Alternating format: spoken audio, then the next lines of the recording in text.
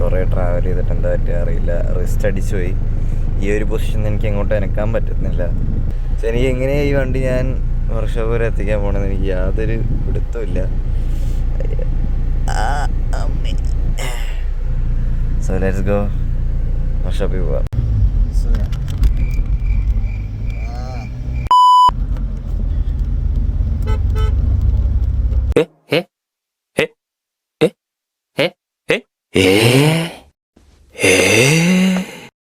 Drive ചെയ്യാൻ വേറെ idea. ഈ കൈ സ്ട്രെയിൻ ആയതുകൊണ്ട് നമുക്ക് സ്റ്റിയറിങ്ങും ഗിയർ എല്ലാം റൈറ്റ് ഹാൻഡ് വെച്ചിട്ട് വീഴേണ്ട അവസ്ഥയാണ്.